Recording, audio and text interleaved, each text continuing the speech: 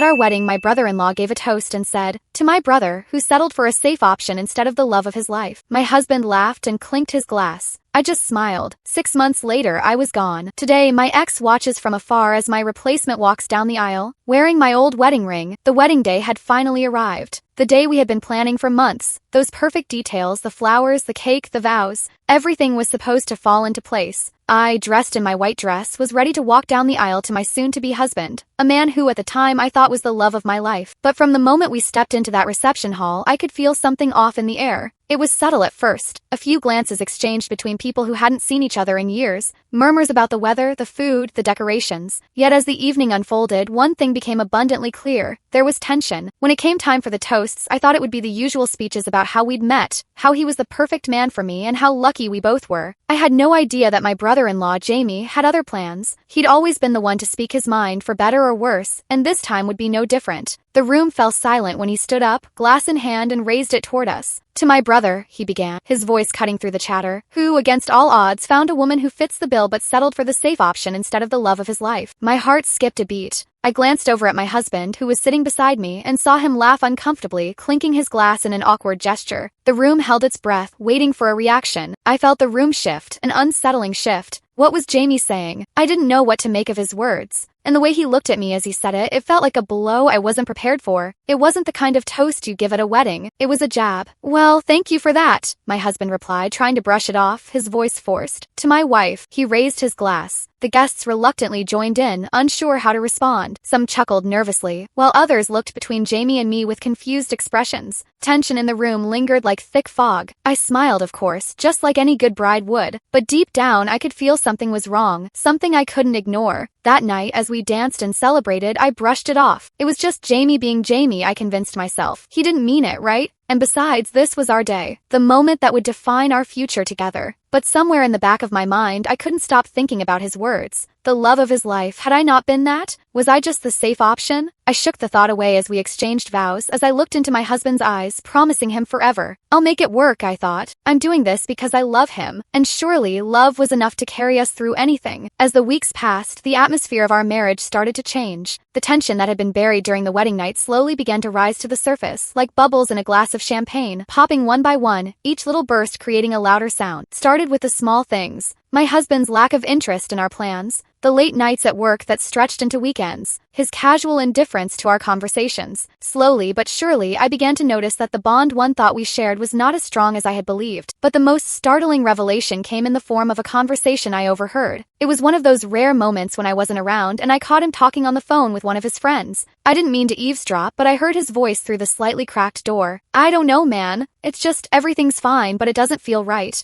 Then came the words that sent chills down my spine. "I don't think I ever really loved her. I think I just needed a place to stay." My stomach twisted. Did I hear that correctly? I couldn't bring myself to walk in and confront him right then. Instead, I waited, and when he came back to the living room pretending everything was normal, I felt my insides turn to stone. I knew in that moment that the foundation of our marriage was built on something other than love. I wasn't his love of his life. I was the comfortable, dependable choice. But I stayed. 6 months went by, and in those 6 months I held on to the belief that if I just kept trying, things would get better. I was determined to make it work. I had so much invested in this marriage, and I refused to let a few cracks define the whole thing. But the cracks only got bigger. I wasn't blind. I knew what was happening. The long nights at work turned into long weekends away. He started getting more distant, both physically and emotionally. He would come home late, smelling like other people's perfume, and I would pretend not to notice. Maybe he's just stressed, I thought. Maybe he's just tired. But deep down, I knew something had changed. And the more I pushed for answers, the more he pulled away. Finally, one night, I confronted him. "What's going on?" I asked, my voice shaking. "Why are you so distant? You haven't been the same since we got married." He looked at me like I had asked him to solve the world's problems. His eyes were cold, distant, nothing like the warmth I used to see. "I'm just tired, okay?" he replied, almost dismissively. "Can we talk about this later?" But I knew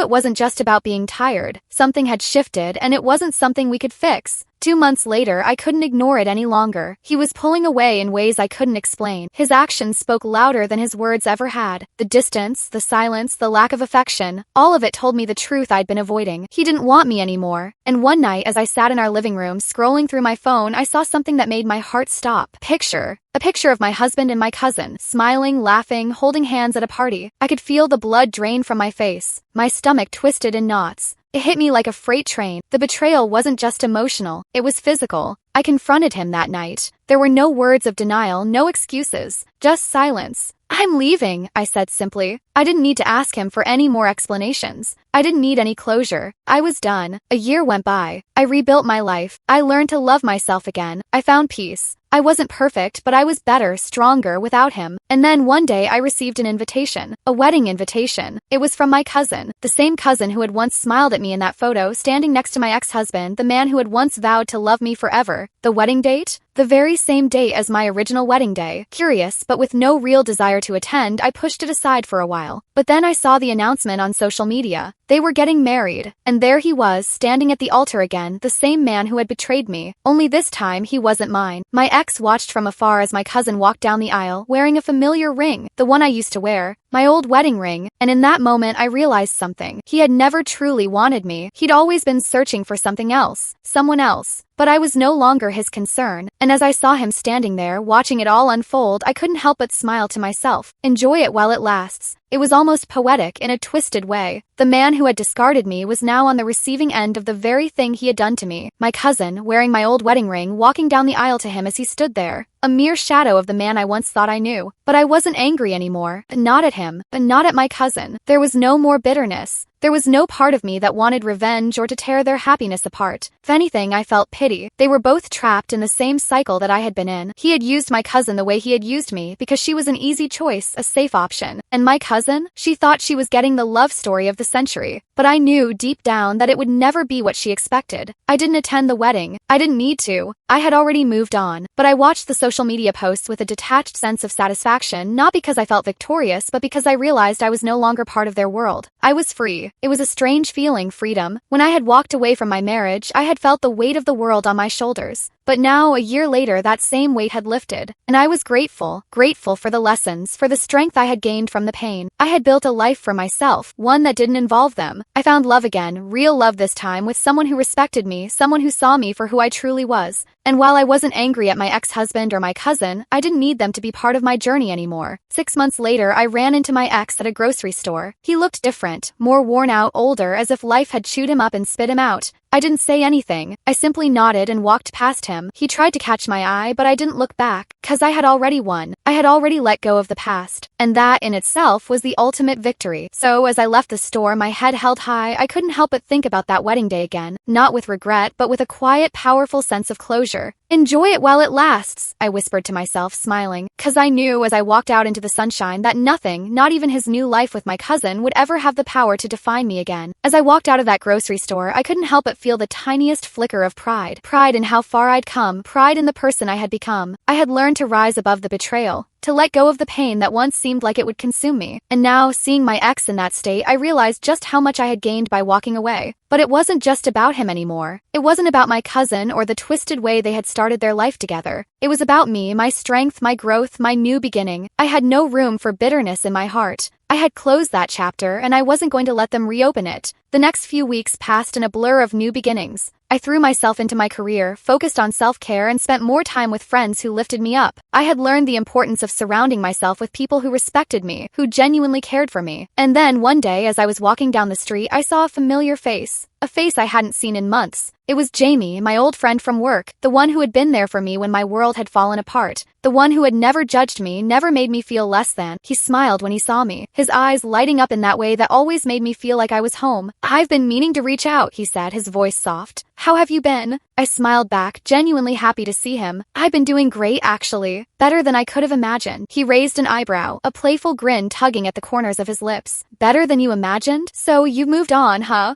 I laughed, a light, free sound that felt good. "Oh, I've moved on. And not just from the ex-husband, but from the whole mess. It took me a while, but I'm finally at peace with it all." Jamie's face softened, and he took a step closer. "I'm really glad to hear that. You deserve to be happy." I met his gaze, feeling a sense of warmth spread through me. For the first time in a long while, I felt like everything was falling into place. You know, I think I've learned a lot from everything that happened, about myself, about what I want in life, and I think I finally understand that it's okay to let go of the past. Jamie nodded, his expression thoughtful. "Sometimes letting go is the hardest part, but once you do, the world opens up to you in ways you can't even imagine." As we parted ways that day, I couldn't help but feel like a full circle had been completed. I had let go of everything, the betrayal, the hurt, the the anger, and I had created a life that was all my own. It wasn't perfect, but it was mine. And as I looked toward the future, I realized that the best was yet to come. The love of my life, the one who truly valued me, was out there waiting. I wasn't looking for him. I was simply living my life, and if he was meant to find me, he would. So I kept going, one foot in front of the other, living my best life, because I had learned the most important lesson of all. You can't control other people's actions, but you can control how you let them affect you. And that was a lesson I would carry with me forever. Months passed, and life continued to surprise me. One afternoon, as I sat on a park bench enjoying the quiet, I got a message from my ex. It was simple. "I'm sorry." For a moment, I stared at the screen, the weight of those words settling in, but I didn't feel the rush of anger or resentment I once would have. Instead, I felt calm. He was sorry. It didn't change anything, didn't change the past, and it certainly didn't change me. I typed back one word, simple but final: "Thanks." And just like that, I hit send and moved on, 'cause in the end, the only approval I needed was my own.